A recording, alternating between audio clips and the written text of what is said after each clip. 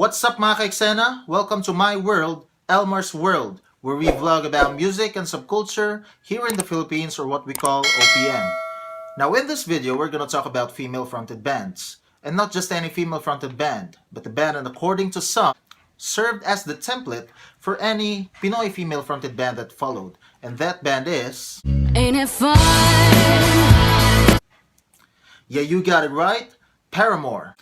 Now before we begin, I would just like to tell you that the bands that I'm going to talk about in this video are, in my opinion, similar to the aforementioned artist and not being called rip-offs by any means. If you know of any Pinoy female-fronted band that are not on this list, let me know down in the comment section below. Shout out to all Paramore fans. Now if you listen to Paramore, you should listen to these bands.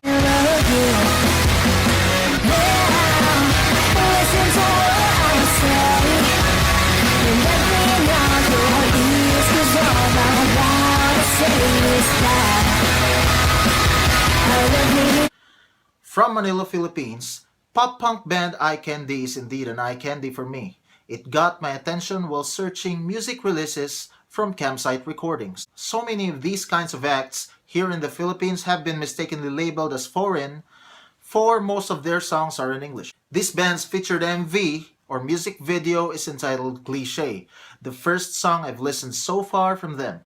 Their sound is very pop-punk and their singer's voice is very reminiscent of Hayley Williams with a little touch of Jenna from Tonight Alive. If you want to check them out, the link will be down below in the description.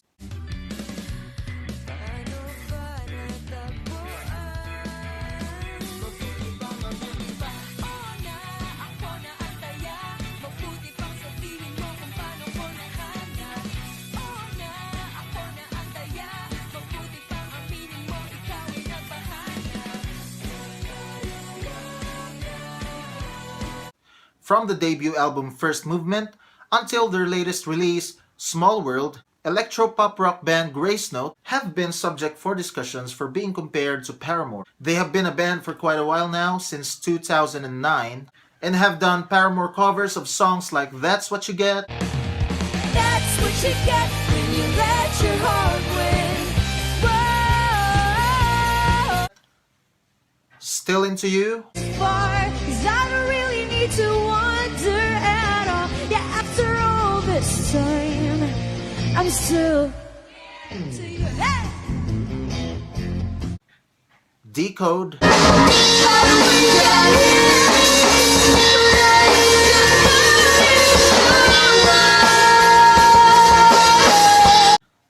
and 26. Hold on to hope if you got it.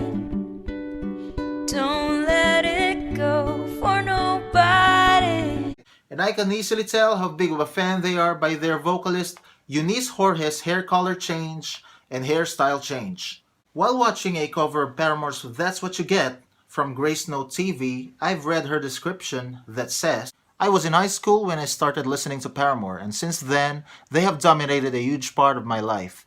Apparently, one of the reasons why I formed the band, Grace Note, I fell in love with their music. It made me laugh, cry, riot of emotions I couldn't explain. A fan would know what I'm talking about. And just in case you don't know, 10 years ago, June 12, 2007, was the release date of their second record, Riot. So I've decided to do a special video of one of my favorite tracks from that album to express the love and gratitude I have for the band. And I hope y'all Parahors would enjoy as well. Happy 10th anniversary to Riot. Cheers, Eunice. Among all their covers, they have been famous for their electro-pop rock cover of Stevie B's When I Dream About You. And their original single, Minsan Lang Naman, brought them into the mainstream.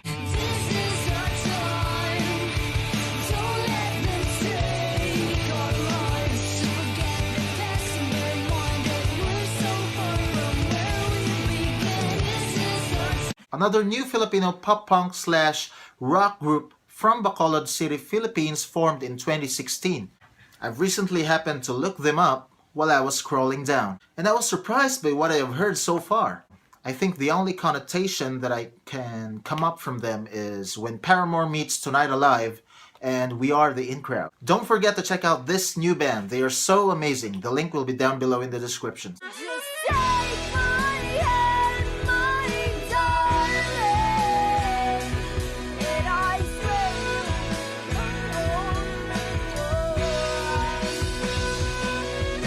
Oh, they're amazing, they're amazing. Cebu-based pop rock band Drive Me to Juliet is another subject for comparisons to Paramore due to their singer Kay Racho's voice. Their melodic acoustic ballads Lighthouse and Saving Glass Heart have been popular. It's a good jam with a relaxing chill vibe. And according to some of my research, this band is formerly known as the Band of Brothers since the members are composed of the Racho siblings. They have their own swag in their overall sound. Their guitar riffs are catchy and the lyrics are packed with so much emotion. And they have recently dropped their latest single, Universe. So if you want to check them out, the link will be down below in the description.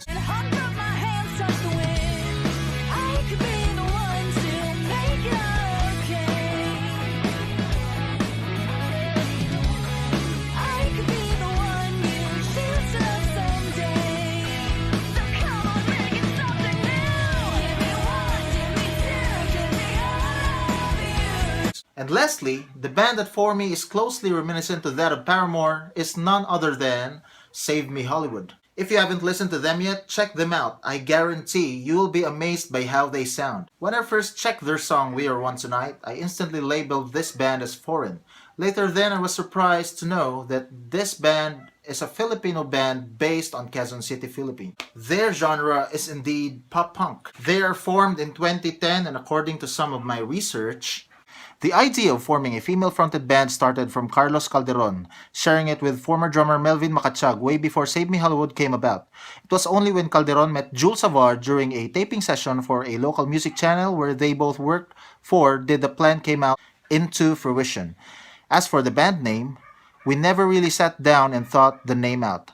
Names were just shut out at one point.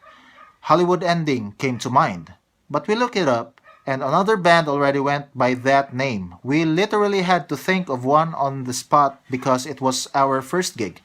I forgot who, I think it was either me or Melvin who spat out, "Save me," and it just stuck. Savard explains on an interview, and thus Save Me Hollywood was born.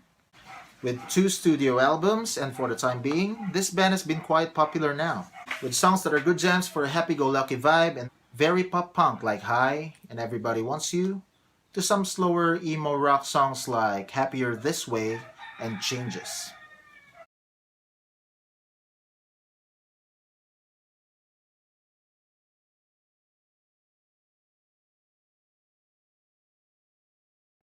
What's up mga ka-eksena? Welcome to my world, Elmar's World, where we vlog about the local music scene here in the Philippines or what we call OPM. And as you may know, this is the second episode of our If You Listen series, where we recommend some bands that are similar. It's almost summertime, so it means that it's the season for pop punk. And as you can see, I'm wearing my A Day to Remember shirt, because today, we're gonna talk about easycore. Now what is easycore, by the way?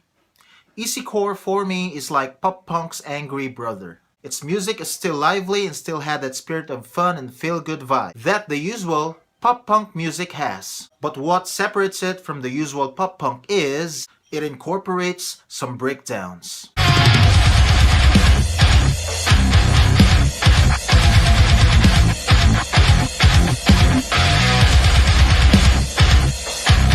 And dirty vocals and what we call screaming or screamo in some terms, which made the genre a little aggressive than usual. The term easycore, according to some of my research, easycore is a subgenre of pop punk which combines the pop choruses, high-pitched vocals, and playful nature of pop punk with heavy, metallic breakdowns and occasional unclean vocals akin to metalcore and post-hardcore. The vocals and production take more influence from pop-punk bands such as New Found Glory, rather than earlier pop-punk bands as the mixing is clean without many rough edges and the melodies are poppier. The genre kick-started from the aforementioned New Found Glory's Easycore tour, which honed in the genre's sound. And this subgenre of pop-punk have been made famous by bands such as New Found Glory, Chunk No Captain Chunk, 4 Years Strong, and the heavy hitter on this kind of scene, which is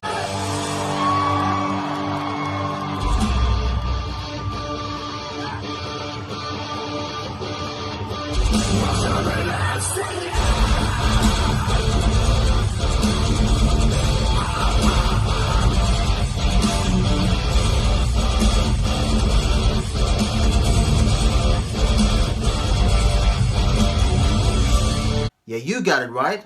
A day to remember. A day to remember. Now before we begin, I would just like to tell you that the bands that I'm going to tackle in this video are in my opinion similar to the aforementioned artist and not being considered rip-offs by any means.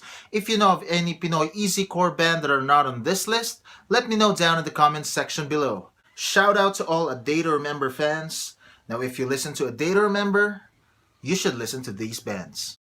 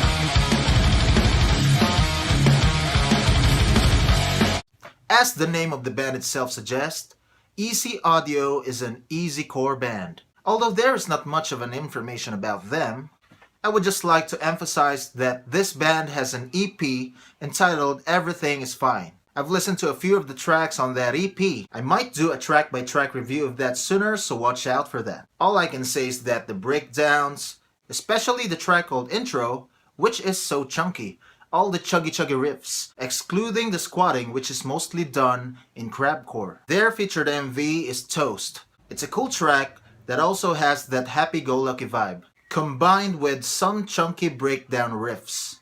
Plus all the synchronized yelling that makes you want to raise your glass for a toast. If you want to check out this cool band, the link will be down below in the descriptions.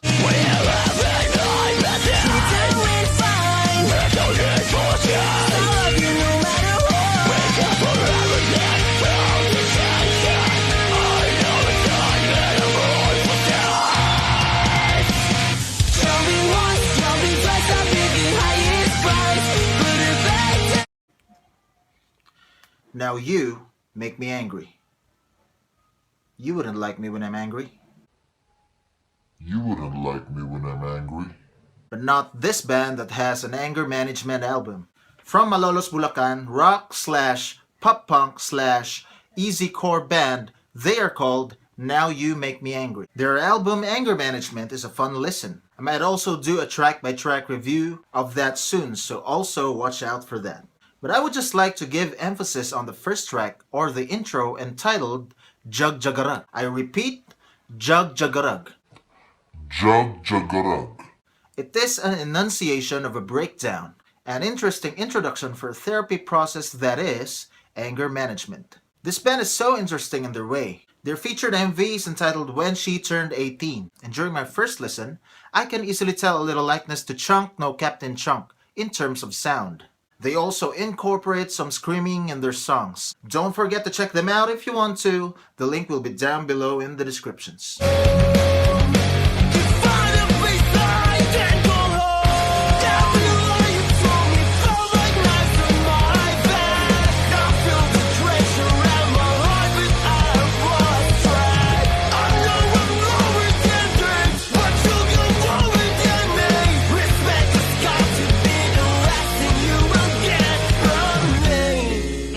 The Sad Boys from Manila is coming out at number 3. They are pop-punk kids inspired by the daily struggles of life. Their sound fall a little bit under the umbrella of sad boy pop-punk, closely reminiscent to bands like Movements, Knucklepuck, Grayscale, Bearings, Citizen, and The Story So Far. But they made it on this list because they still have the elements of an easycore band, like the breakdowns from their song Taking Your Side.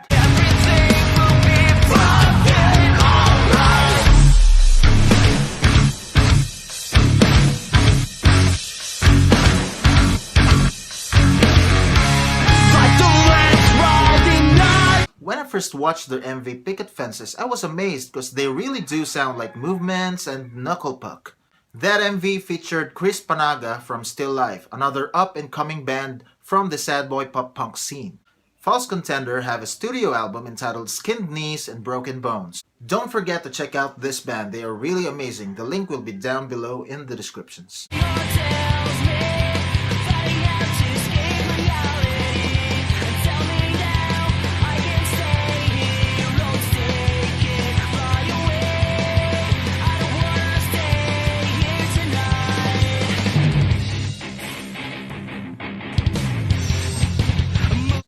Number 2 on this list, we got the boys from Cagayan de Oro, Philippines. Honesty Island. I kinda think that their band name came from the movie Inside Out. Honesty Island? They have 2 original singles, namely Do It Yourself and Wanderlust. They're still a new up-and-coming band, but they made it on this list because of the noticeable fact that they are big fans of A Day to Remember, for covering such songs as Second Sucks,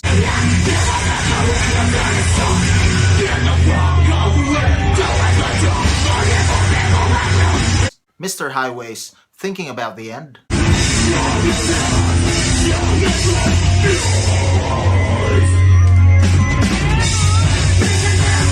Welcome to the Family,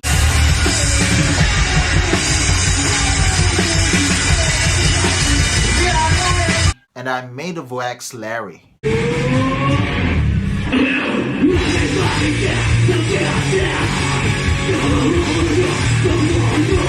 These guys are amazing, so I advise you to check them out. The link will be down below in the descriptions.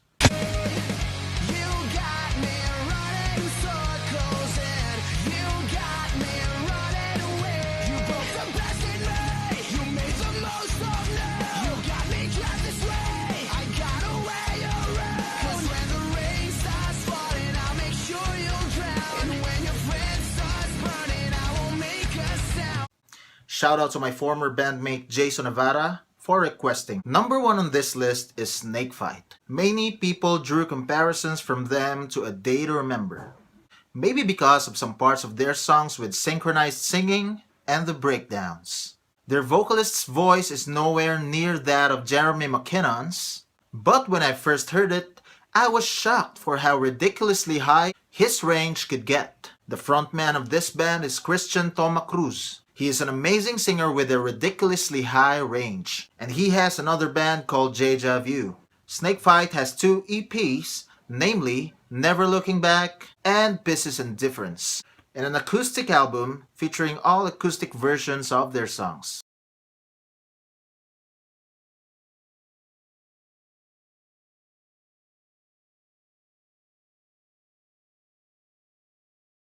What's up mga ka-eksena? Welcome to my world, Elmar's World, where we vlog about the local music scene here in the Philippines, or what we call OPM. Now this is the special edition of our If You Listen series where we recommend some bands that are similar. For this episode, we're gonna talk about multiple bands in one video. Now before we begin, I would just like to tell you that the bands that we are going to talk about in this video are in my opinion similar to the aforementioned artists and not being considered rip-offs by any means. Shout out to the fans of these bands right here. Now without further ado, let's just jump right into the countdown.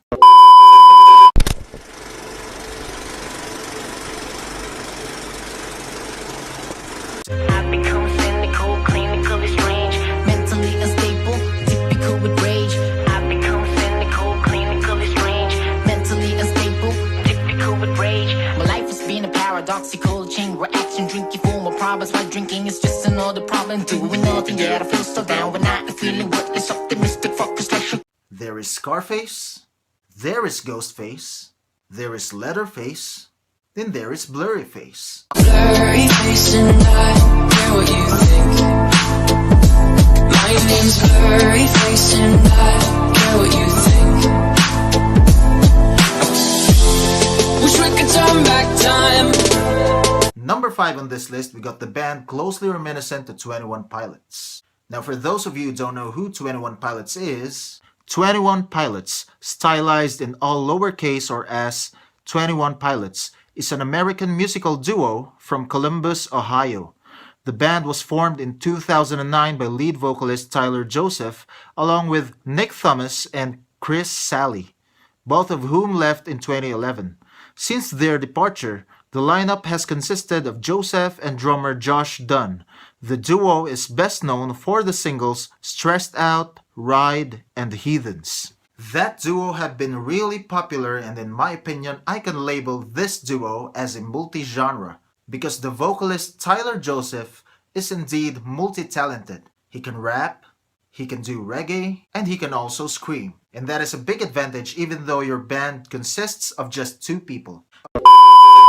Now the band closely reminiscent to them is called Chasing Blue Cars. They are also a duo band, and the fun fact is, they are founded randomly in a drinking session in some house in Rodriguez, Rizal. There is not much of an information about them besides that. But the fact is, they have two records, namely, Living is a Luxury I Can't Afford, and a deluxe edition, I think, namely Escapism. I have listened to a few of the tracks, and all I can say is the likenesses to 21 Pilots is evident, and I am proud to present them to be the Filipino 21 Pilots. They have 3 MVs, which is Typical, a song that expresses mental health issues, a song called Dive, which is about life and how you must face it.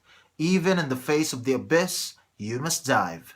And a good vibe song entitled Feel So Right. Now if you listen to 21 Pilots, don't forget to check them out. The link Feels So Rightly and Typically Dived deep down in the descriptions. Or you can throw your map away, 'cause I'll be here another day or two. Prepare your sleeping bags, pack your things, wear your boots, bring a tent, some s'mores, and a ukulele along the bonfire because we're gonna go camping and play some indie folk music. Indie folk music.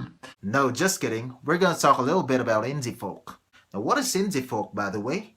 We all know what folk music is, but let us just define indie. The word indie came from the word independent. So there are independent films, and there are also independent music. These kinds of music is mostly a scene consisting of hipsters, a bunch of people in their 20s to 30s who loves unpopular things. Thrift shops, coffee shops, anything vintage like vinyl records, and independent music that is somehow reminiscent of the 1960s hippies.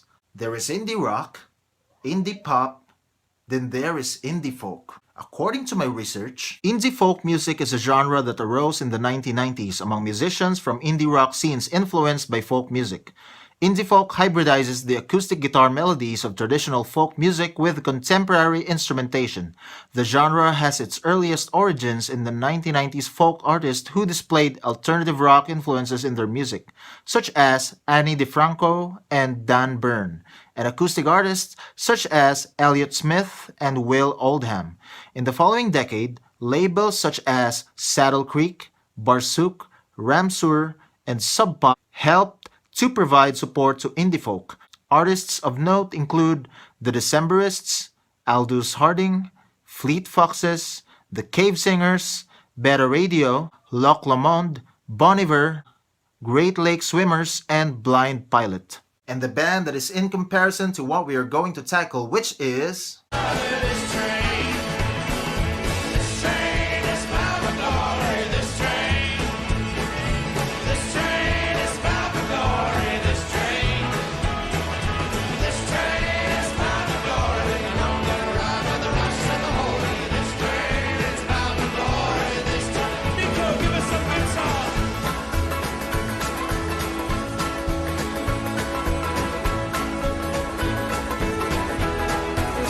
Yeah, you got it right. Mumford & Sons. Now the band closely reminiscent to Mumford & Sons is called the Ransom Collective. The Ransom Collective, also known as TRC and originally known as Kian Ransom, are a Filipino indie folk band known for their spirited music that makes for perfect adventure tunes. The band, which consists of Kian Ransom for vocals and guitars, Jermaine Choa Peck for vocals and percussion, Leia Halili for vocals and bass, Sisters Lily for keyboards, and Muriel Gonzalez for violin, and Red Claudio for drums, first received wide public attention when they won first place at Wonderland Music and Arts Festivals. pre-event Wonder Band competition in January 2014 and played at Wonderland 2014. The group is currently signed to Mustard Music, a sub-label of Universal Records. The band released their self-titled EP in 2014, featuring hit singles Fools, Settled, and Open Road. They also released their debut album Traces on May 20, 2017. First song I've listened from them is the song entitled Fools. The music video is a perfect depiction of an adventure in the wilderness. The band cite their musical influences from the bands like Mumford & Sons, The Lumineers, and Local Natives, all of which is evident in their folkish vibe. They have a self-titled EP in a debut album released in 2017 entitled Traces. So if you listen to Mumford & Sons, you should listen to the Ransom Collective. Don't forget to check them out, link in the description.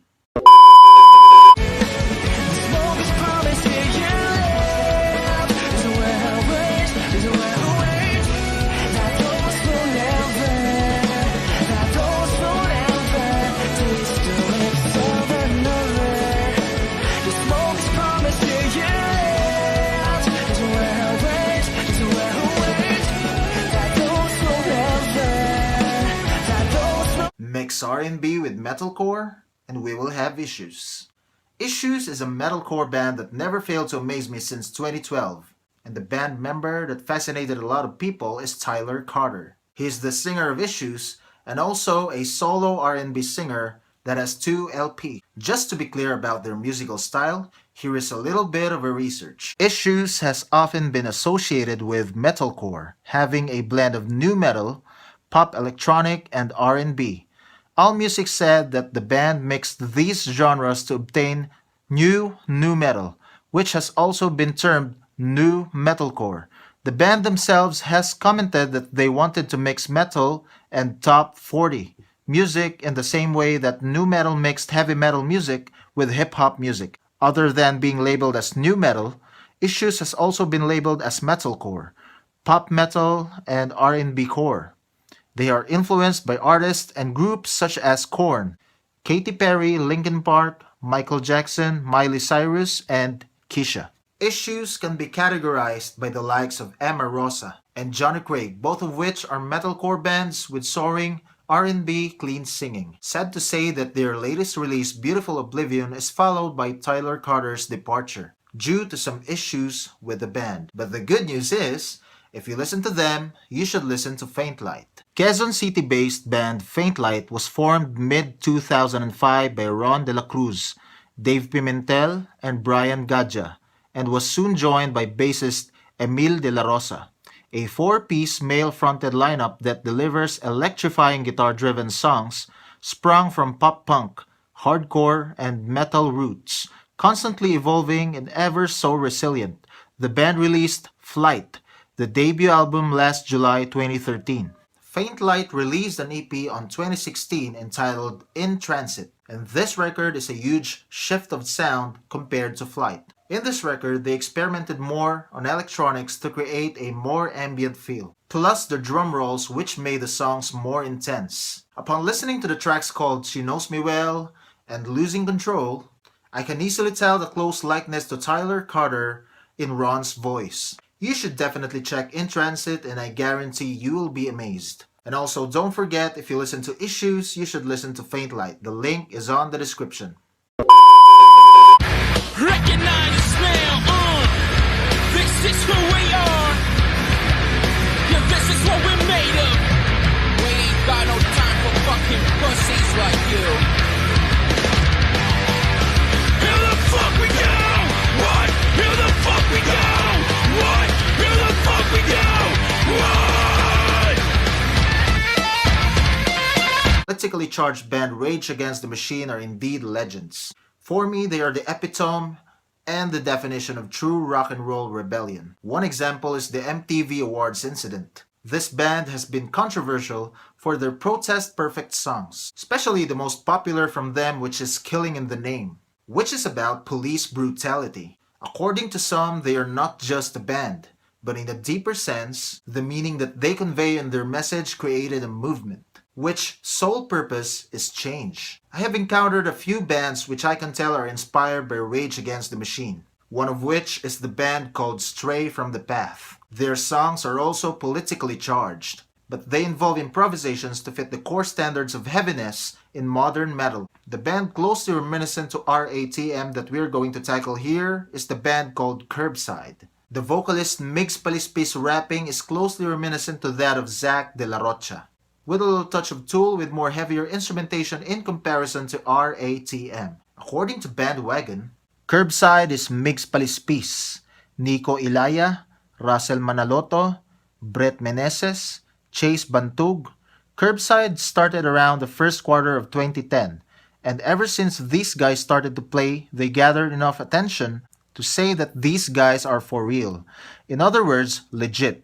Writing songs about different experiences and observations and all that bullshit ruining through our mass media. But Curbside isn't here to just make noise and attract attention, but they are here most importantly because they want to express themselves and by sharing their talent as a band to other people. Curbside's music is a combination of distortion that will bite your neck off sounding guitars, sexy bass lines, and heart-stopping drum beats topped with a melodic and hip-hop vocal flow that will surely bring you to the pit. Curbside released their first EP on the 20th of December 2010 entitled Bite the Curb, and their second EP on the 19th of December 2011, and both were a success. As of now, Curbside is still on songwriting mode and is continually tightening their craft, but one thing is for sure, they are here to stay and ready for whatever challenges the future might bring to these young musicians. Welcome to the Curbside. Don't forget to check out these guys, they are Filipino pride, the link will be on the description. Close my eyes and take a breath, but I can't sleep, I think I'll death. And now the two might be the same, but hide behind some gentler name. And this all flash starts to work, the universe is not absurd, it's hard to speak. Another legend is on number 1, Nirvana.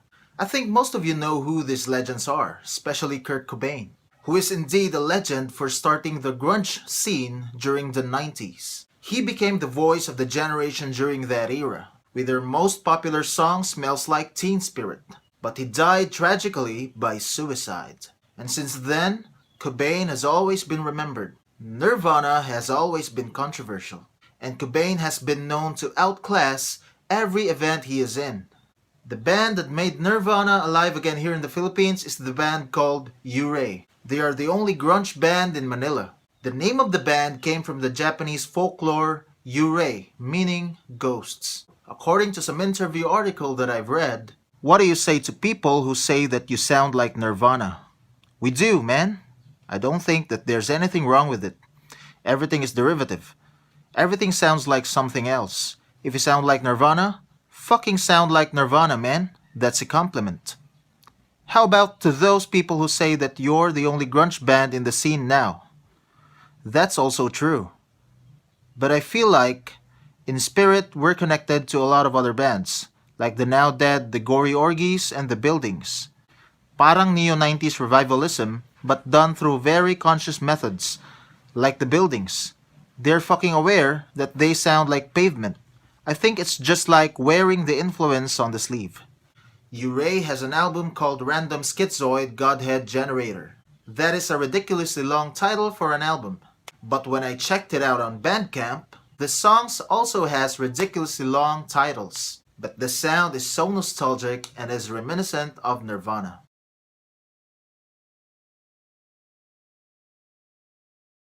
What's up mga ka-eksena? Welcome to my world, Elmar's World, where we vlog about music and subculture in our local scene here in the Philippines, or what we call OPM. Now in today's video, we're gonna talk about pop punk. As you may observe, I keep on mentioning the word pop punk in my previous videos just because of its relevance to the season and to defend pop punk. But what exactly is pop punk? Here is a little bit of info. Pop punk, also known as punk pop, is a rock music genre that combines the textures and fast tempos of punk rock with the melodies and chord progressions of power pop and pop music. It is defined for its emphasis on traditional pop songcraft, and adolescent and anti-suburbia themes, and is distinguished from other punk variant genres by drawing more heavily from 1960s pop rock and the music of bands such as The Beatles, The Kinks, and the Beach Boys. Pop punk has evolved throughout its history, absorbing elements from new wave, college rock, ska, rap, emo, and boy bands, and is sometimes viewed interchangeably with power pop and skate punk.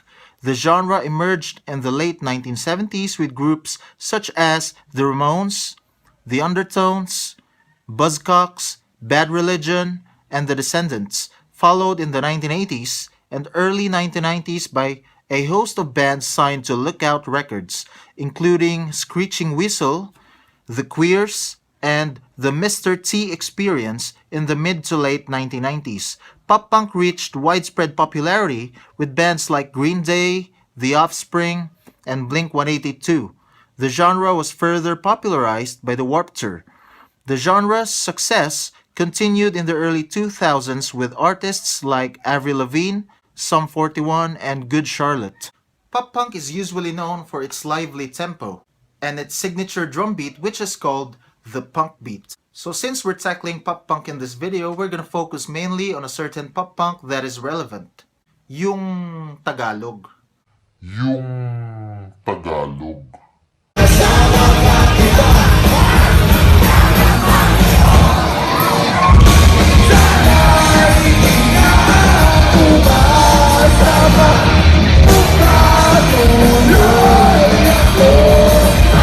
Yeah, you got it right. Kamikaze. Kamikaze.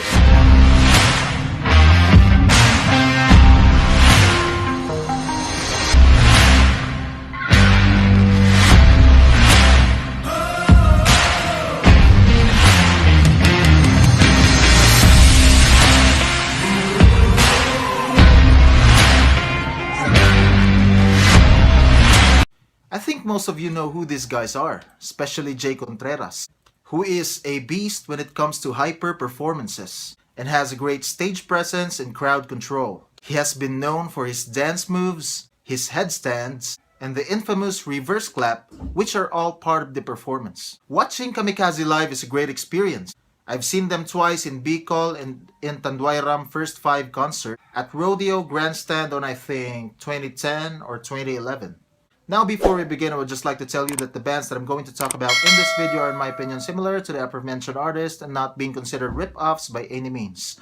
If you know of any Pinoy/Tagalog pop-punk bands that are not on this list, let me know down in the comments section below. Shout out to all Kamikaze fans.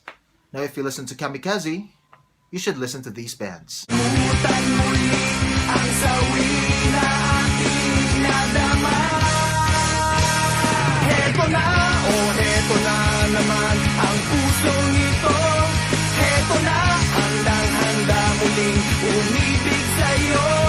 Number 5 on this list is Concrete Sam, a band which, like Kamikaze, are from QC, and this is their short biography from Last FM. QC is known for harboring a lot of up-and-coming bands, but amidst the growing population of bands, out comes Concrete Sam, begging to differ. Their ability to rise above the stereotypes of today's local music scene sets them apart and puts them on a whole new stage in a different area altogether, composed of Maki for vocals, Choco for guitars/vocals, Glenn for bass, Chris for guitars, and Don for drums. They are impossible to miss out and definitely a sight to see, on stage or off. Full of energy, Concrete Sam is packed with tunes that will set you on a high the minute they start and leave you wanting for more the moment they end. North Side softcore is one thing this band could brag about, whereas many strive to further latch away from the pop-punk bandwagon, but at the end of the day, they are simply just boys getting together to cunningly execute perfectly assembled rock music. Concrete Sam is at their best when they rock out completely. Check out the gigs. They are an experience all on their own. I kind of think that they're closely related to Kamikaze, for I can tell which ones are the original or which ones cover the song Tamis. Sabay-sabay na bumuo, sabay-sabay na mga pangarap ko.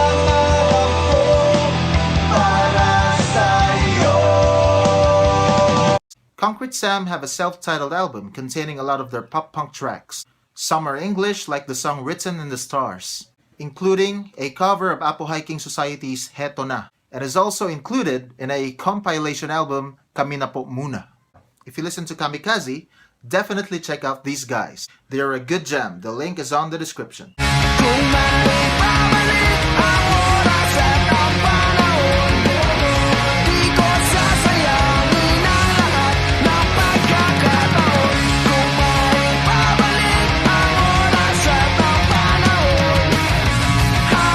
Ang banda na pwede nyo maging kamukha. They're a secret agent pop-punk band, and that is according to their Facebook page. Cinco de Calio, stylized as CNCO-DKLYO. I have encountered this band name first time while googling Pinoy pop-punk bands, and as I entered a web article, they are included on the list, and bits and pieces of info suggest that they're a good listen for Kamikaze fans and listeners. Their album Walang Album Title is an amazing jam, containing songs mostly in Tagalog. The instrumentation and the sound in this album is totally profound and closely into easycore than is to regular pop-punk. My connotation for them is when Kamikaze meets a Dater member, for they also have breakdowns like the song Boss Dadu.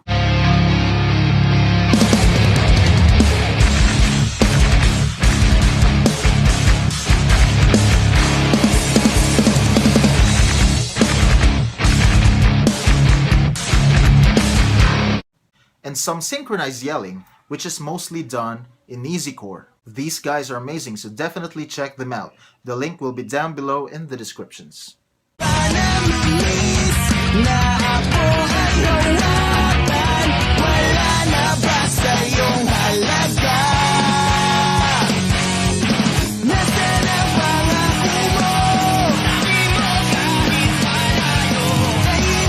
Water Parks plus Kamikaze is equal to Red Light Go.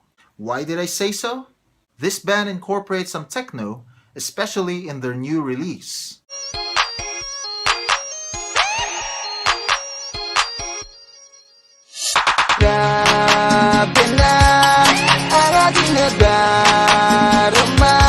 This band is a surprise, especially in my first listen.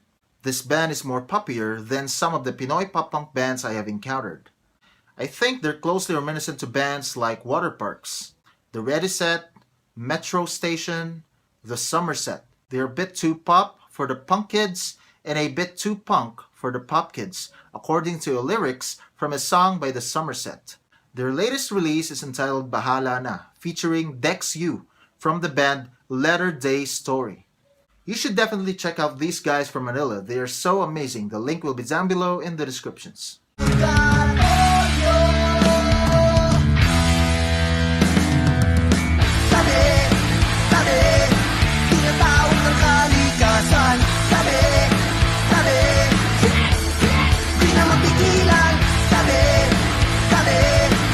If there is a pop-punk band that really got that hilarious appeal and expletives like that of Kamikaze, that is the band called Riot. I happened to encounter this band from an article in uniteasia.org when they released a song called Bangs Not Dead, a song about their love for bangs, like mine does. This band kinda took inspiration from the Ramones, especially the frontman for how he looks. They have 4 featured MVs. One is a song called Digital Kupal, featuring them in folks masks. The MV also featured Rod Rodrigo of V. Another one is a song called Super Ampalaya, which is a compilation of their wild performances. Bangs Not Dead and Tawag ng Kalikasan, or in English, Call of Nature, another hilarious song, and you know what it's about.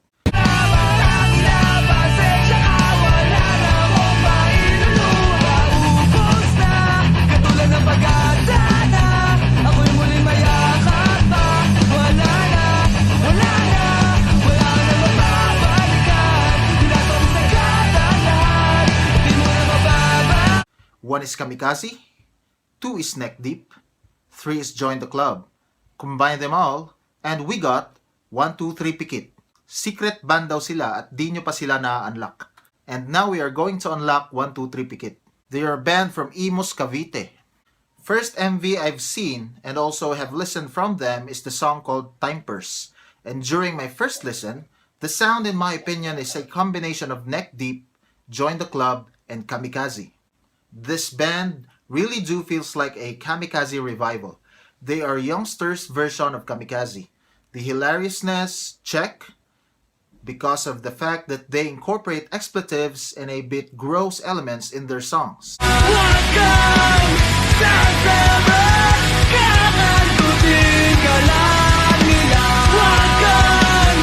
And the album title Taing Aso. The sound, check, because it's closely reminiscent to Kamikaze. But in a modernized way, this band is more detailed in their instrumentations and song patterns.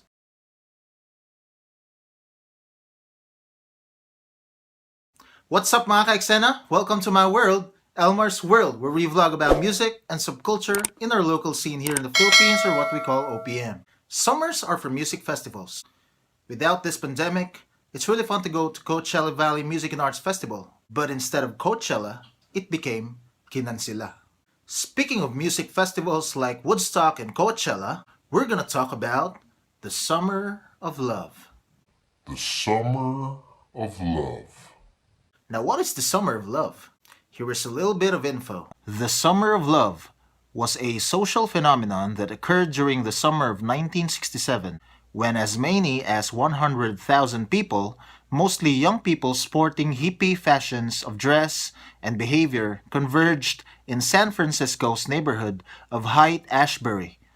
More broadly, the Summer of Love encompassed the hippie music, hallucinogenic drug, anti-war, and free love scene throughout the west coast of the United States, and as far away as New York City. Hippies, sometimes called flower children, were an eclectic group. A few were interested in politics. Others were concerned more with art, music, painting, poetry in particular, or spiritual and meditative practices. The media's reportage of the counterculture included other events in California, such as the Fantasy Fair and Magic Mountain Music Festival in Marin County, and the Monterey Pop Festival, both during June 1967. At Monterey, approximately 30,000 people gathered for the first day of the music festival, with the number increasing to 60,000 on the final day. Additionally, media coverage of the Monterey Pop Festival facilitated the Summer of Love, as large numbers of hippies traveled to California to hear favorite bands such as The Who, Grateful Dead, The Animals, Jefferson Airplane, Quicksilver Messenger Service, The Jimi Hendrix Experience, Otis Redding, The Byrds, and Big Brother and the Holding Company, featuring Janis Joplin. And the most fabulous four-piece hippies of all time, which is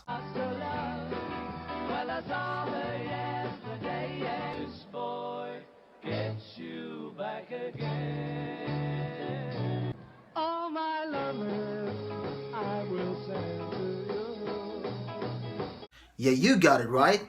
The Beatles. I think most of you know who these legendary guys are. My favorite band of all time, and the only rock band I think that I know all the complete names of the members. From John Lennon, to George Harrison, to Paul McCartney, and Ringo Starr. These four-piece bands started a rock and roll revolution during the 60s, promoting peace and love as their politics. If you were born in the 60s, you might be aware of their long history, which spans from their fame during that era, the Beatlemania. They have a lot of records, I mean literally a lot, until they released a record entitled Sgt. Pepper's Lonely Hearts Club Band that has been popular during the Summer of Love, until they broke up and pursued solo careers, and still is famous until now. Now before we begin, I would just like to tell you that the bands that we are going to talk about in this video are mainly recommendations. Some of them are popular and in my opinion are similar to the aforementioned artists and not being considered rip-offs by any means. Shout out to all the 60s kids, the hippies and non-hippies alike, the fans of the Beatles. My respect to the Beatles. Now if you listen to the Beatles, you should check out these bands.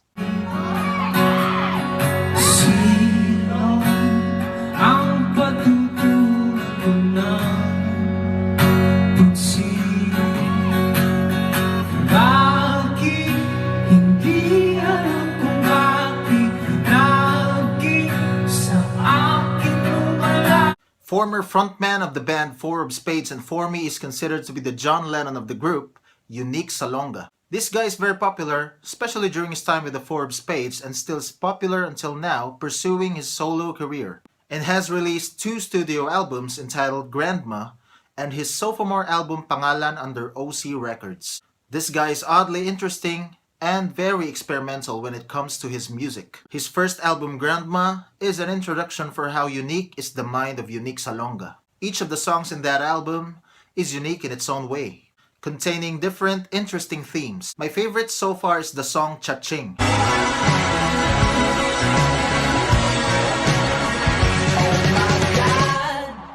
And the song Ozone, which is about the ozone disco fire at Quezon City incident that happened way back 1996. Unique's oddness when it comes to his music is amazing. His sophomore album Pangalan is another interesting album. In this album, Unique shifted in a different direction when it comes to the sound, the themes, and the MVs that is evident on how odd this guy could be. I would just like to give emphasis on a certain track in his second album Pangalan entitled Delubyo. This track have been very controversial and is subject for discussions for hidden subliminal messages and backmasking.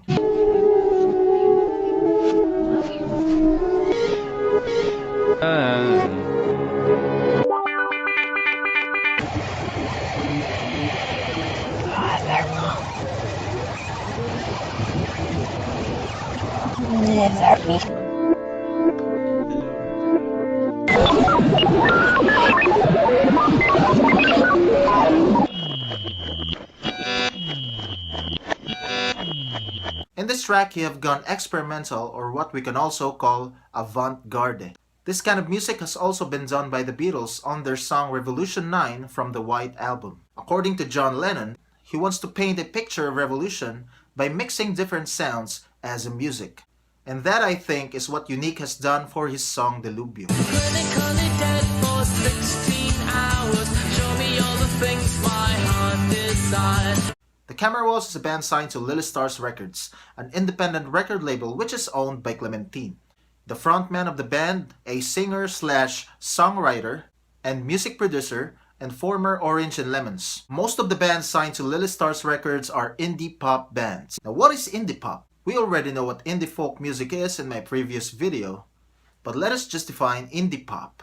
Indie pop is a music genre and subculture that combines guitar pop with DIY ethic, in opposition to the style and tone of mainstream pop music.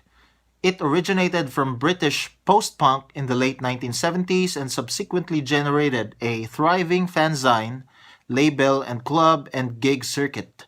Compared to its counterpart indie rock, the genre is more melodic, less abrasive, and relatively angst-free. In later years, the definition of indie pop has bifurcated to also mean bands from unrelated DIY scenes/movements with pop leanings. Subgenres include chamber pop and twee pop. The Camera Walls and Clementine are determined to house the sensibility and aesthetics of indie pop music in the Philippines. Here is a little bit of info about their musical style. The Camera Walls is renowned for incorporating native rondalia, or traditional Philippine folk music instrumentations in the recordings attributed to Clementine's exposure to his father's work as a rondalia instructor.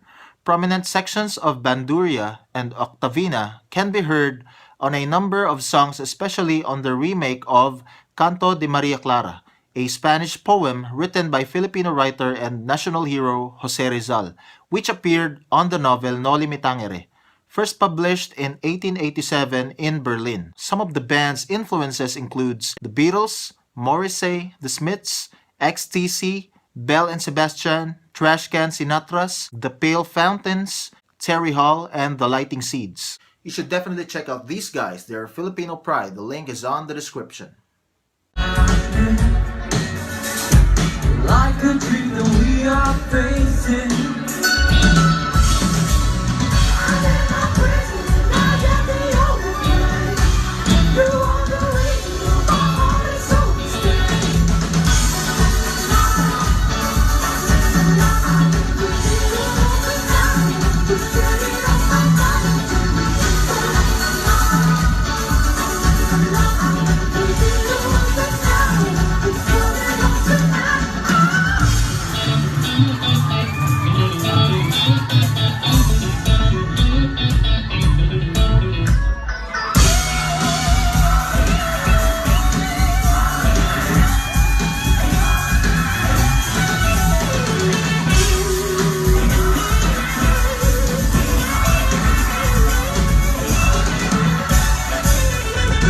four-piece band from Metro Manila that I also know all the complete names of the members. Zil Benitez, Blaster Silonga, Badjao de Castro, and the former frontman, Unique Salonga. The four of Spades skyrocketed their career on the year 2018 with their most popular hit, Mundo. And since then, the four-piece lineup gained a lot of following. They have been famous for their looks, inspired by the 1970s aesthetic. My connotation for them is when the Beatles meets the 1975, for they have an unfinished, unreleased song that has the 1975 vibe.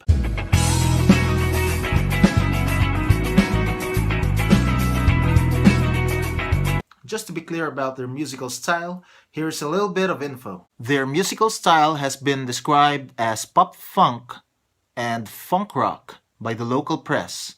Four of Spades is heavily inspired by 1970s fashion, acts, and sounds. Members of the band have been cited various musical groups and artists as songwriting influences including ABBA, Kings of Leon, Tame Impala, My Chemical Romance, Radiohead, and Jet. The band's genre is a mix of 1970s influenced disco funk, alternative rock, and Manila sound. The band also covered some songs of the Beatles like Something and Hey Jude. Four of Spades have a debut album entitled Clap, Clap, Clap. I have listened to a lot of the English tracks. Their sound is so vintage and is indeed 1970s inspired, and a mixture of disco funk, alternative rock, and Manila sound. But it never really mattered. I will always feel the same. Love you forever and forever. If there is a cover band that skyrocketed their career, that is the Rayo Brothers of Tacloban. This band is inspired by the 1950s to 1970s music of artists like the Beatles, the Beach Boys, Bee Gees, the Dave Clark Five, the Lettermen, Gary Lewis and the Playboys, America, the Ventures, and other artists of that era. As I was reading their biography, this band have been through a lot, from being affected by the Typhoon Haiyan in Tacloban to moving to Manila and continuing their music career. This band grew in popularity when they performed at ABS-CBN Christmas Special on 2013. They are the only performer that received a standing ovation that moment. And since then, the Rayo Brothers have a lot of television appearances. They have a self-titled debut album, Rayo Brothers of Tacloban. Their cover of the song Manila is very Beatles-inspired. Plus the album cover, which is obviously inspired by Abbey Road album of the Beatles. I know you never even try, girl. Come on, come on, come on, come on, come on, come on, come on, come on. Please please me, oh yeah, like I please you. Pop rock band from Manila, Philippines, heavily influenced by the 1960s music, especially the Beatles, which they have done a lot of covers. The Bloomfields. This band have been popular since 2007 with their song rendition of Ale. Have made a lot of TV appearances covering the Beatles songs, and all I can say is the close likeness to them and the Beatles is very evident. For the time being, this band has 4 albums in their discography. They released their self-titled album in 2007 containing 5 originals, and a Christmas album in 2008 entitled Pasko Natin To, and their 3rd album containing all originals from them entitled Hit the Ground Running, and a Drop into the Blue in 2019, their 2nd album containing all originals.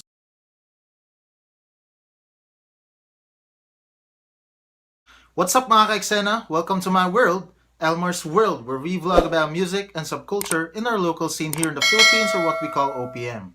Red, yellow, and green.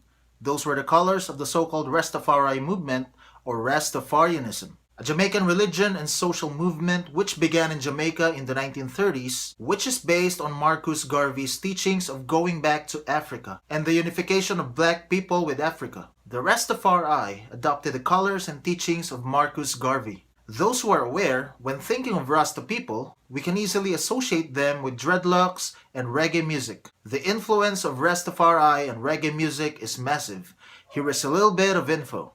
During the 1972 and 1976 elections, The Jamaican people, in supporting the candidacy of People's National Party or PNP leader Michael Manley for Prime Minister, rose up in rebellion against the social, economic, and political conditions in Jamaica.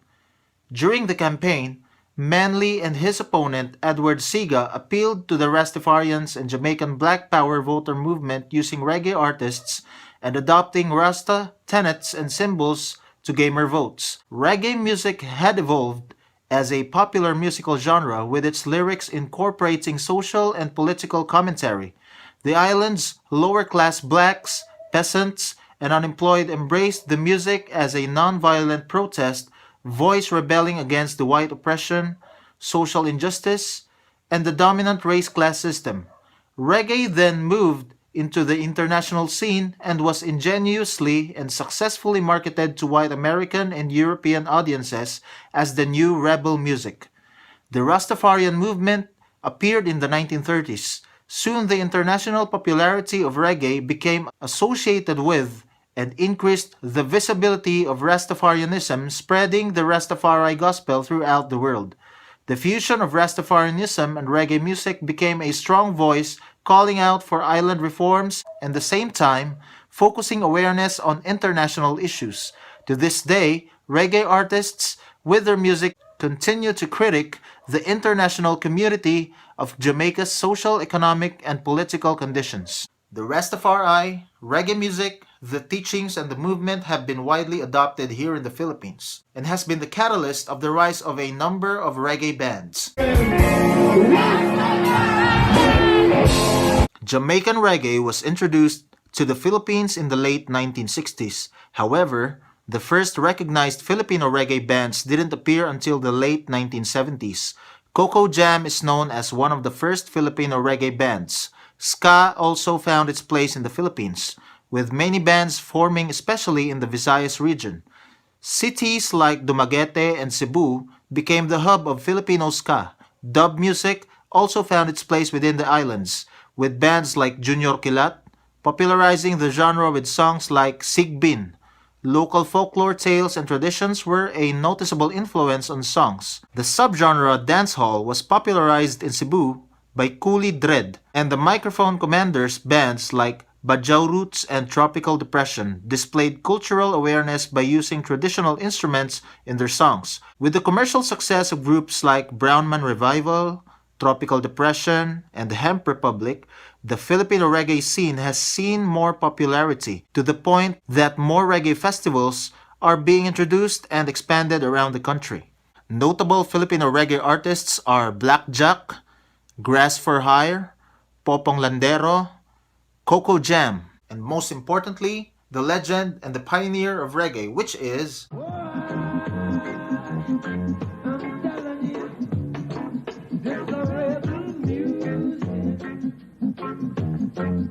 yeah, you got it right, Bob Marley. Bob Marley was a member for some years of the Rastafari movement, whose culture was a key element in the development of reggae.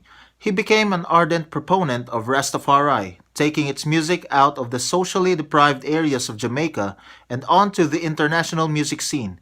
He once gave the following response, which was typical to a question put to him during a recorded interview. Can you tell the people what it means being a Rastafarian? I would say to the people, be still, and know what His Imperial Majesty, Emperor Haile Selassie of Ethiopia is the Almighty. Now the Bible says so, Babylon newspaper says so, and I, the children, says so, you know? So I don't see how much more reveal our people want. What them want? A white God? Will God come black? True, true. Archbishop Abuna Yesehag baptized Marley into the Ethiopian Orthodox Church, giving him the name Berhane Selassie on November 4, 1980, shortly before his death. Now before we begin, I would just like to tell you that the bands that we are going to tackle in this video are mainly recommendations. Some of them are popular and in my opinion are similar to the aforementioned artists and not being considered ripoffs by any means. If you know of any Pinoy reggae bands / artists that are not on this list, leave a comment down below. Shout out to all the Rastas, Bob Marley fans, belated happy 420. Now if you listen to Bob Marley, you should check out these bands. Dahil sa tubig alat, Likas na yaman to dahil ang sarap maligo langoy sa tubig alat. There is nothing more culturally patriotic than going back to tribal roots. Number 5 on this list is Encanto, a band which name can be associated with a supernatural entity. First song I've listened so far is the song called Tubig Alat, which they performed at Bob Marley Day in Manila on 2014. The song kinda races a summer vibe of swimming on the beach. Their sound is very much reggae. Here's a little bit of info from Bandwagon. Encanto was formed mid-2008 and plays world music, particularly ethno-tribal and local Philippine natural music. It was formed by Rodney Formaran, Norman Labagis, Nerissa Zabanal, and Mark Cesario. They got along with the other members connected to their former band. All the members came from the same band in different occasions. Contained in the music, Encanto plays some ethnic dance which the group practices in every gig. This includes the national dance patterns from different provinces and tribes. Also practiced during gigs is the POI or fire dance. It makes the audience more interested with the band. The group plays ethnic instruments like djembe, ashiko, kalimba, didgeridoo, dumbek, kubing or jaw harp, rainstick, water chimes, and shekere, among others. As the band plays along, it has been sorted out that the band collaborates with the reggae scene and eventually replaces their former bassist. The fusion makes the music more lively and catchy. The group now has its own type of music called ethno-tribal reggae. You should definitely check them out. The link is on the description.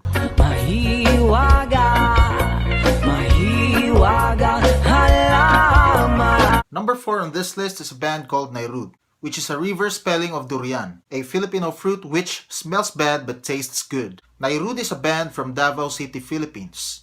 Not to be confused by another reggae band from Mindanao called Nairud Sawabad. I don't know if it's still the same band with their name shortened as Nairud or a different one. There is not much of an information about Nairud, but this band has an album called Mahiwaga and an MV of the same title. One thing I've noticed is the singer's voice that sounds kinda solemn. Bahagi sa iba payapaan.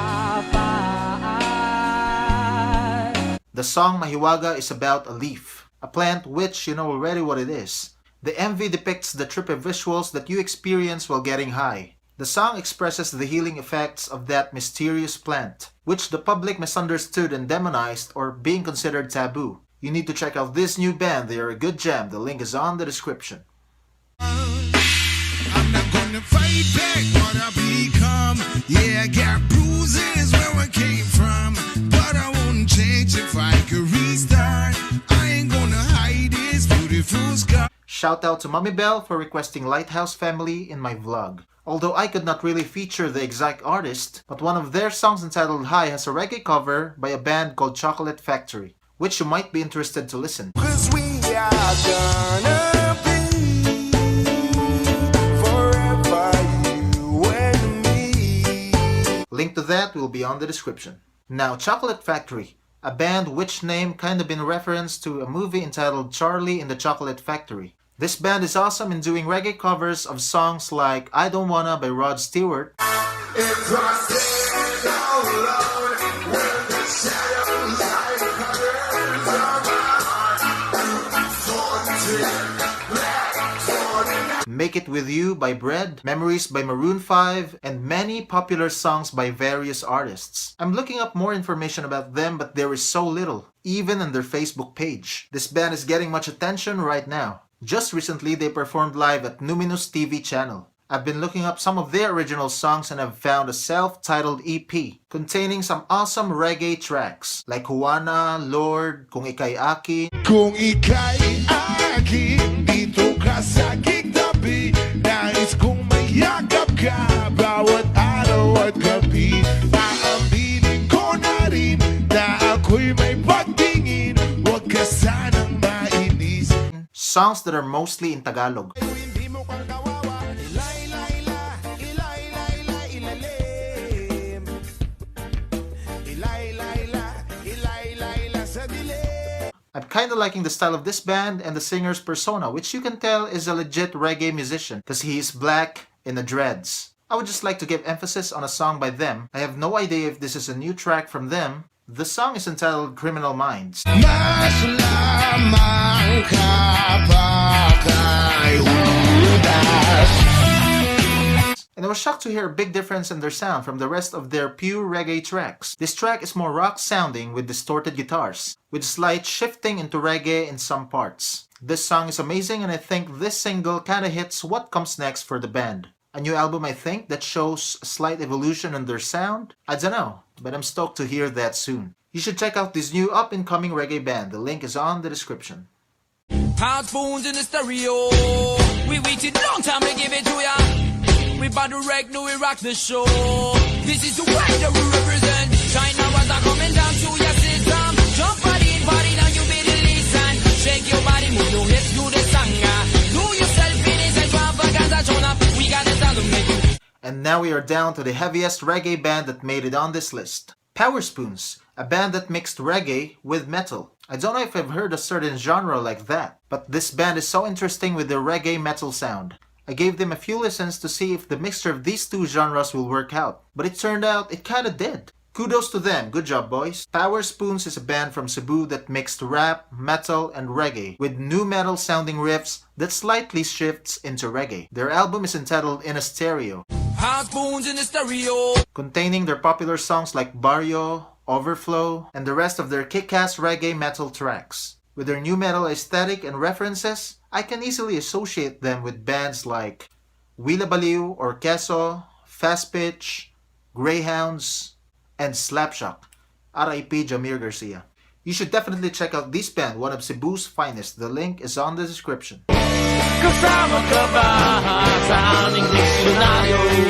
Number 1 on this list is our friendly neighborhood, The Chunkies, and here is their biography from Last FM. The 4 members met their destiny today in the year 2004 while hanging out in a mini bar called Groove Shop that also sells clothing line, arts, and crafts, located in Marikina. They started merely tripping on the music they listened to: trip-hop, punk rock, rap, rock, funk, hardcore, and a soul full of reggae. Gaining good impression and reviews, their tripping turned into a series of serious performances that gave birth to a 4-piece band called The Chunkies. A little rock, a little rap, a little funk, a bit touch of hardcore, dub, and a soulful of reggae rolled into one. The Chunkies is a band that may have not recognized their genre yet. Some say it is rock, reggae, or hard reggae, but for them, it's all good. It's music. They are currently active in bar gigs in Metro Manila.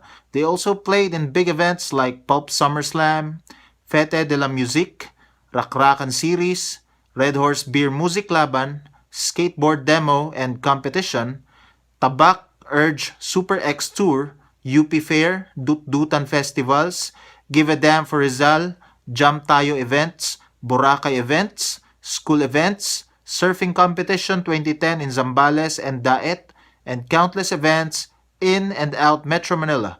Played on TV shows like Breakfast Show of Studio 23, Umagang Kay Ganda, Jojo A of QTV channel, and live radio interviews with Jam 88.3 and live session with Yes FM and NU 107.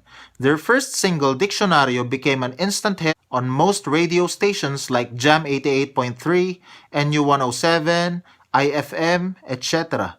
The video for the song Diccionario, also released on Mix, Channel V, and MTV, is still getting airplays. Gabi ng Lagim music video has been premiered in Mix and having regular airplays. The name The Chunkies, Chong, Keys as pronounced, was given by the band itself from the word chong, or also used as chong, is a Filipino slang for word tío, or in modern days it's also considered as a call for close friends. This is the word they used to call each other in the start, then they added the word keys, as they thought music is the key for them to form a mixed genre band of good music. The Chunkies have been a band for quite a while now and considered one of reggae's most finest.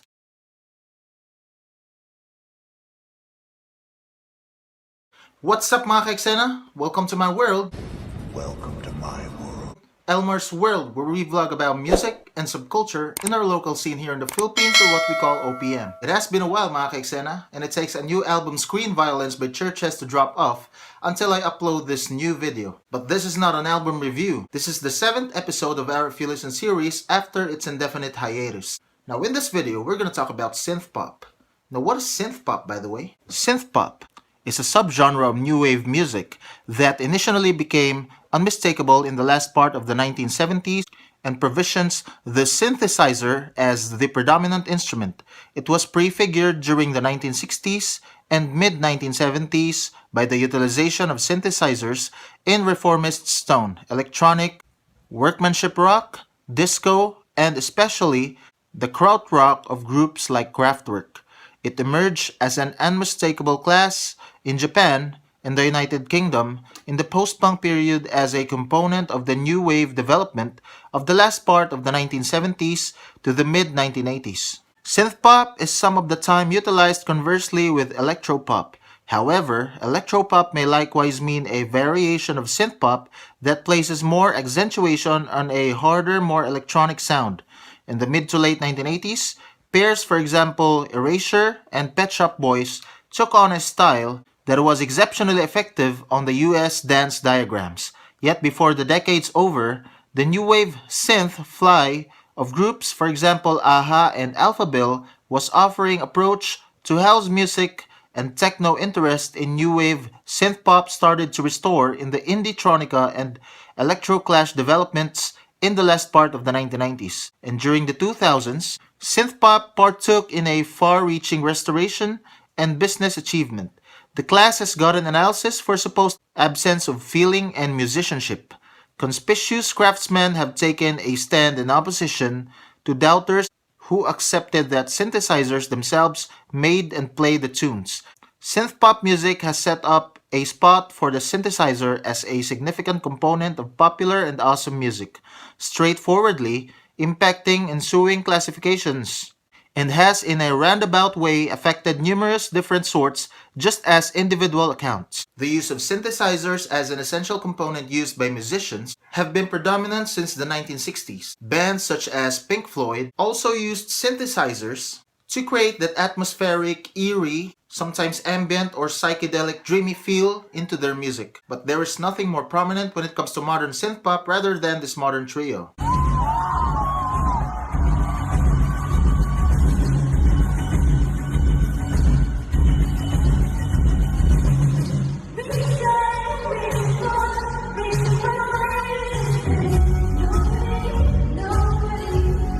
Yeah, you got it right. Churches. Churches, stylized as CHVRCHES and articulated as Churches, are a Scottish synthpop triplet from Glasgow.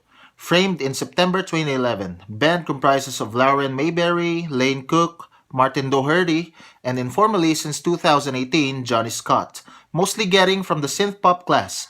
Churches likewise fuse indie-tronica, independent pop, and electronic dance into their sound. Their album The Bones of What You Believe had been a breakthrough success. They've just recently dropped their album Screen Violence, an awesome synth-pop take on horror themes. Make sure you check it out if you want to. Now before we begin, I would just like to tell you that the bands that I'm going to talk about in this video are mainly recommendations. Some of them are popular and in my opinion are similar to the aforementioned artists and not being considered rip-offs by any means. If you know of any Pinoy synth-pop artists / bands that are not on this list, let me know down in the comments section below. Shout out to all Churches fans. Now if you listen to Churches, you should check out these bands.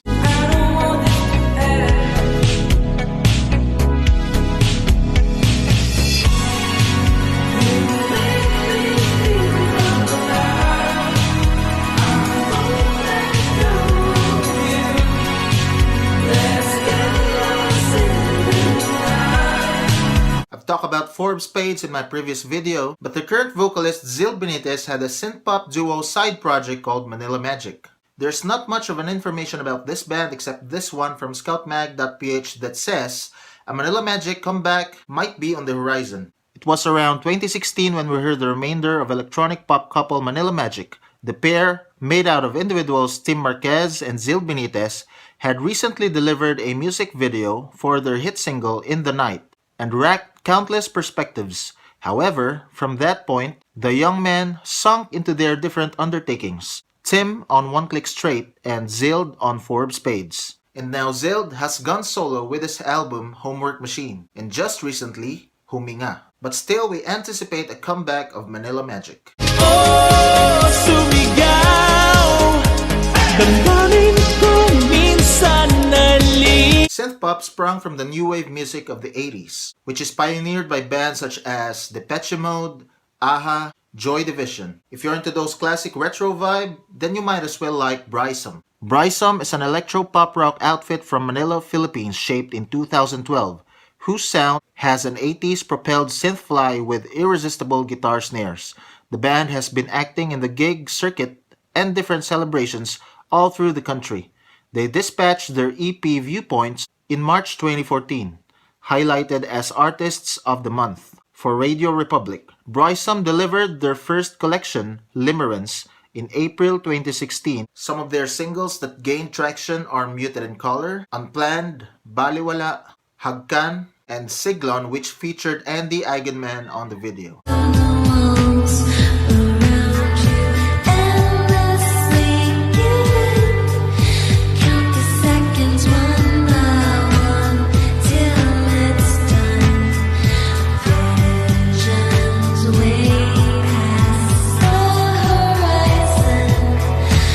It's not a goth band, but they are aesthetically. Number 3 on this list is an electronic duo with a female singer named Sarah Gogler. Turbogoth is a New York City-based electronic duo from the Philippines. If we are looking for something in comparison to Churches, this duo might be one of those. But when it comes to their synth sensibility, this duo's sound is more of an experimental and more rock and roll take on the electronic genre, making it more of an indie vibe that matches their overall aesthetic. The dark undertones in their music can be more obvious eventually.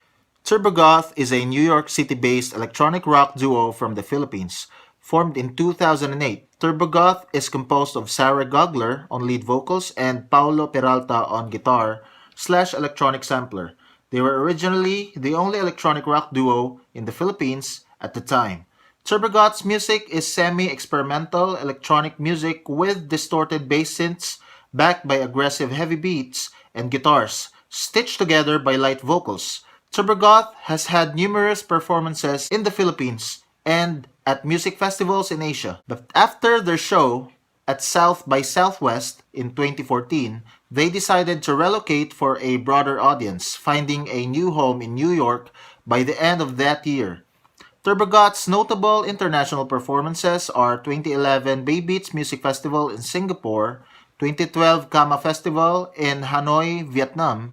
Turbogoth opens for OMD Manila 2012 at the Araneta Coliseum, 2014 South by Southwest in Austin, Texas, 2015 CMJ Music Marathon in Brooklyn, New York, 2016 Move Music Festival in Albany, 2016 Northside Music Festival, Brooklyn, New York, 2016 Indie Week, Toronto, Canada, and SXSW 2017 Official Showcasting Artist. Turbogoth released Master Force in November of 2020. Sarah Gogler is also featured in the MV of Archipelago's song Lumapit.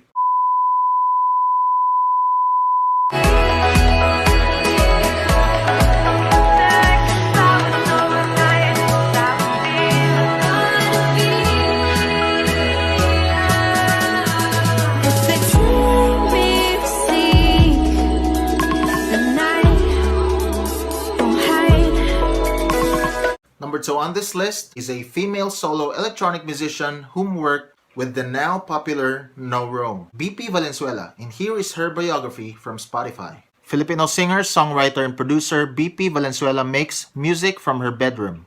She writes about interiority of colossal emotions that begin in small spaces, growing and growing until there's nothing left for them to become but sung. Rhythms that ricochet from wall to wall, synths that leave you soaring, words whispered along to by a crowd, as if all privy to this one immense secret. BP has been making music since she was teen. She released her first single, Building, in 2013. BP used E.E. Cummings' My Love is Building a Building as a jumping off point for the dreamy, ethereal ode to yearning. Building later appeared on her debut EP, Beep, B/EP, in 2014, which also included The General Scheme of Things and Second Nature. A year later, she released her debut album, The Neon Hour, a luminous journey through pop beats and falling in love. The album featured singles Pretty Car, Steady, and Building 2. In the same year, BP performed at the Wonderland Music and Arts Festival. In 2017, BP released 3 singles off her upcoming sophomore record, Cry Dancer. The Slinky Sweet Baby Girl featuring August Wa and No Rome was a radio hit. The Morning Cards featuring Crown followed a sonic deluge that inundates you with emotion. A Floor Filler with Feelings, Minimize featuring Nick Lazaro is the third single from Cry Dancer. BP has a group called Half-Lit, which just recently dropped their ambient record, Paradigm Shift, which you might want to check. The link will be on the description.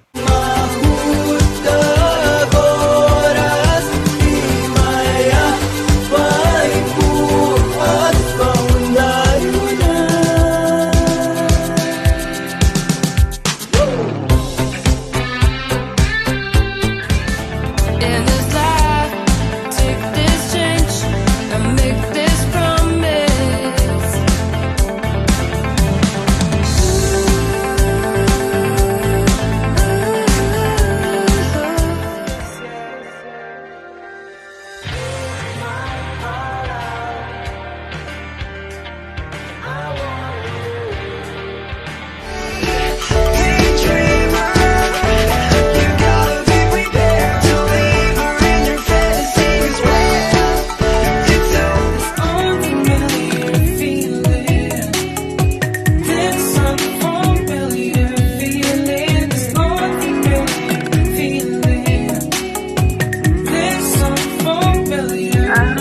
Throwing them off the building, see the mess laid on the pavement.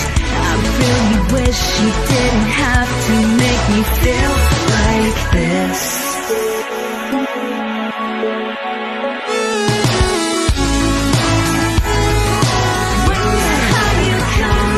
Not the dance move, but moonwalk like churches is an electropop trio composed of Nicolas Lazaro for synths and vocals, Marge Rojas for vocals, and Charles Villanueva for drums. Not much of an information about them except the recent news of the departure of co-founder and vocalist Gabby Buencamino, and replaced by a former garage morning singer Marge Rojas. They've released 2 full-length albums entitled 2012 on 2014 and Of the Bed on 2016. Everything that makes synthpop as it is, synthpop is what made them my top pick in comparison to churches. The electronic sensibilities, the lively tunes, which you might hear on a mall somewhere, is what describes this band's sound. Synthpop counterculturally may not be accepted, but in a modern sense, the innovations that synthesizers can do to give that distinct feel that sometimes is perceptive and hallucinogenic is of great significance to have that modernity we can look for in the music scene.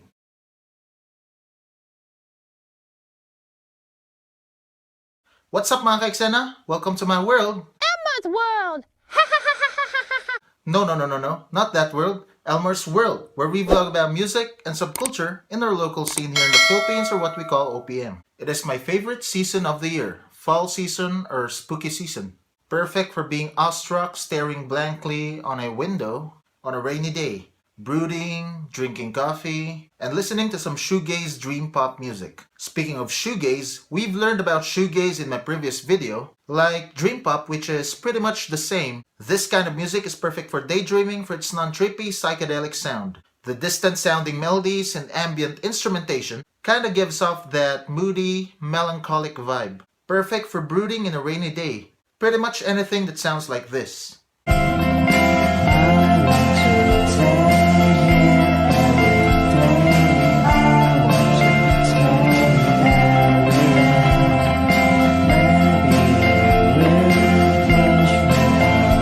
Here is a little bit of shoegaze history.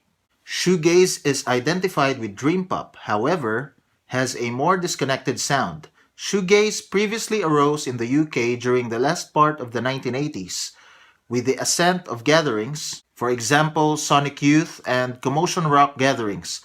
The class was named shoegaze on account of the craftsmen, including with the class were continually looking down at their shoes, were a variety of guitar pedals would unavoidably be shown to give each band the mutilated resonated shoegaze sound.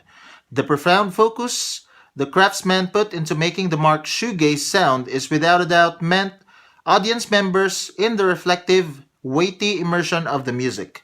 The textural contrast among shoegaze and dream pop is clear in the heavier, noisier, all the more impressive guitars and twisted sound. The instruments are more climactic than in dream pop, regularly proceeding for a time frame without any vocals over the top of them. While components like synthesizers and reverb are still regularly used in this sort of music, shoegaze sounds harsher, grainier, and grungier than dream pop. Notwithstanding, the two classes are exceptionally trial in their sound, and shoegaze can go from seeming like old hallucinogenic stone to electronic music. The vocals in shoegaze are less articulated than in dream pop and are dealt with more like instruments than the bleeding edge focal point of shoegaze sounds. Shoegaze is typifying and ethereal. Paying attention to it feels powerful and places audience members in a daze. The absolute most striking shoegaze groups incorporate Ride, Curve, Slowdive, Mazzy Star, the Jesus Mary and Chain, and the poster group for all of shoegaze, which is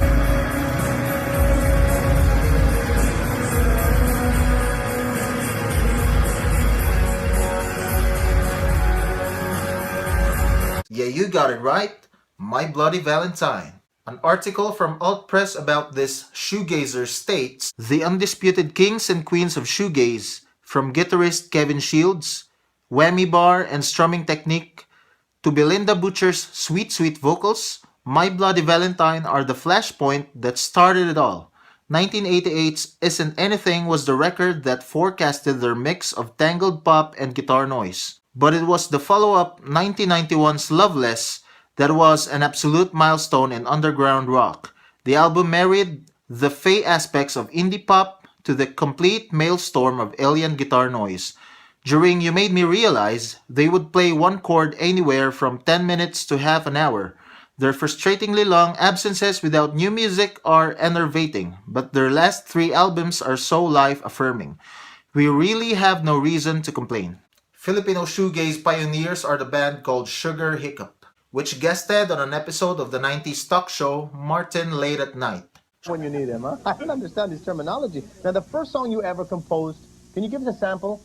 Did you record the very first song you ever composed? Well, yeah, we did. It was included in the first album. Shout out to their fans, but there are a couple more newer bands emerging on the scene that established a fresh take on the genre and set off its revival. I am surprised to know that there are a multitude of shoegaze/dream pop artists in the Philippines. You might as well want to give them a listen on a gloomy Saturday morning. Check out Alimbukad and Alpas. Both are compilation albums containing different Pinoy shoegaze artists. I've only included a few of them here on this list. Now before we begin, I would just like to tell you that the bands that I'm going to talk about in this video are mainly recommendations. Some of them are popular, in my opinion are similar to the aforementioned artists, not being considered rip-offs by any means. If you know of any Pinoy shoegaze/dream pop artists that are not on this list, let me know down in the comments section below. Shout out to all MBV fans. Now if you listen to My Bloody Valentine, you should listen to these bands. I'd rather say goodbye than forever live on with a yes, yes lie. What did you want me to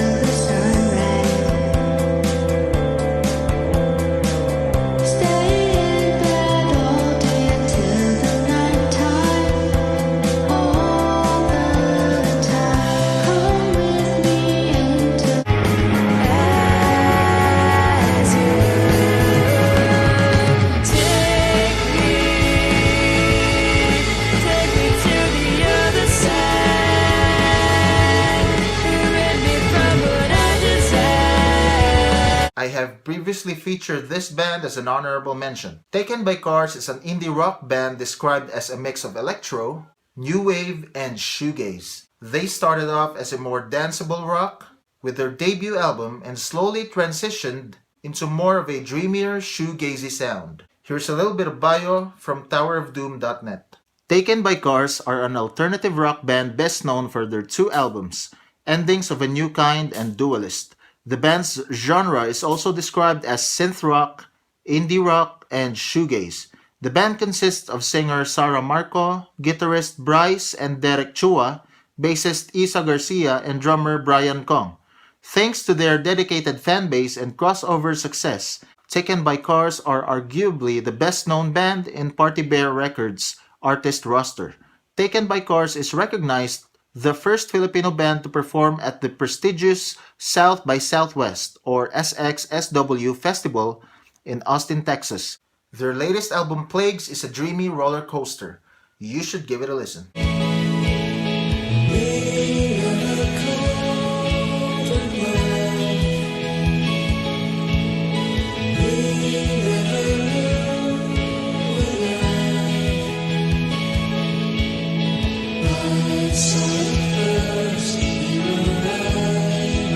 Got that Simon and Garfunkel feels in this band, but surprisingly, like them, Outer Hope is a duo dream pop musician. The name Outer Hope suggests the overall theme of their songs. Outer Hope is a dream pop duo composed of siblings Micaela and Michael Benedicto.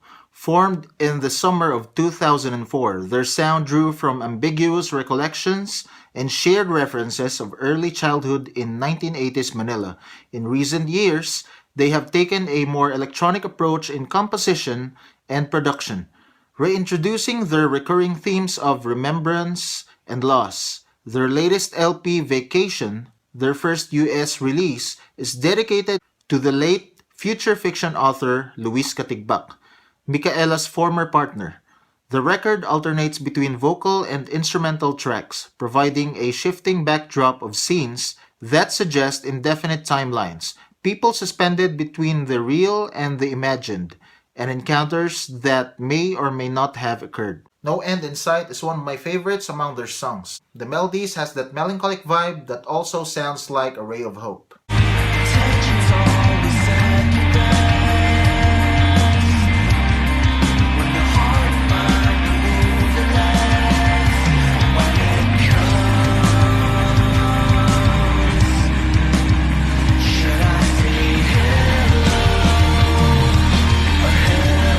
Can dream pop make you sleepwalk? If it does, then it might be a Sleepwalk Circus. Here is a little bit of info from their Facebook page. Sleepwalk Circus is the belief in moving through life with eyes closed. Currently on its sixth circus, the band is a quintet artists feeding off each other in the ring, putting on a show that can range from daydreams, false awakenings, lucid moments, healing sounds, recurring dreams, as well as nightmares. Sleepwalk Circus consists of contradicting, genre-apathetic, effects-driven sound guided by mental counting, unnecessarily metaphorical, obsessive, compulsive people, often described as a working Frankenstein of music genres. Audiences have commented that the band's sound falls somewhere within the alternative, post-rock, shoegaze, newgaze, dream pop, math rock, Venn diagram of sound. 2010 saw the release of their debut album, Great Secret Show, which earned them picks, recommendations, and recognition from various media outlets as well as numerous nominations from different award-giving bodies.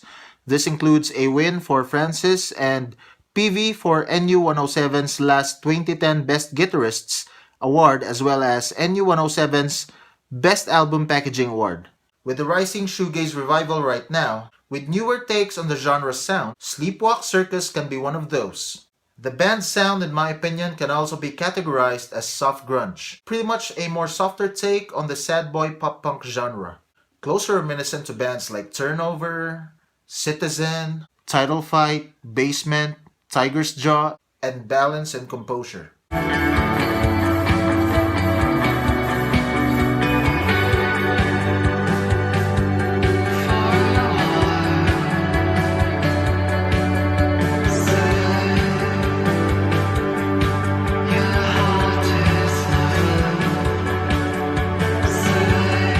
not this sports event, but their music feels like a fernway of Russia's capital city, Moscow. Moscow Olympics is a mystery for me. It got my attention during my first listen. The distant feel of the singer's voice is kind of dragging, very dreamy and ambient. And since the band is underground, my curiosity led me to research them. And here is a rare article posted on Obscure Sound. Moscow Olympics are one of the groups on the scene that appears poised for international success.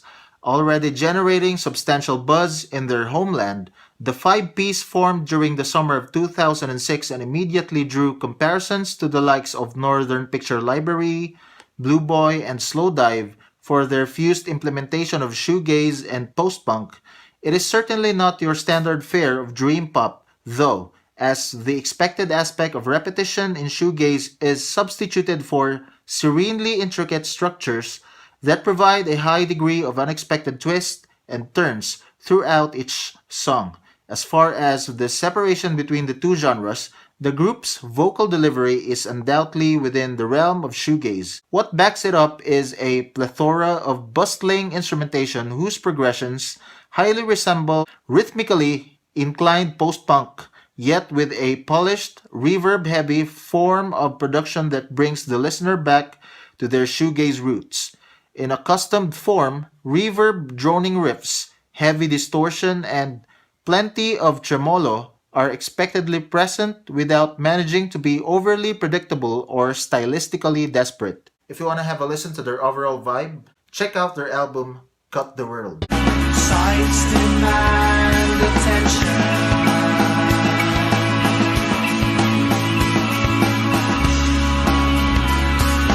Tell me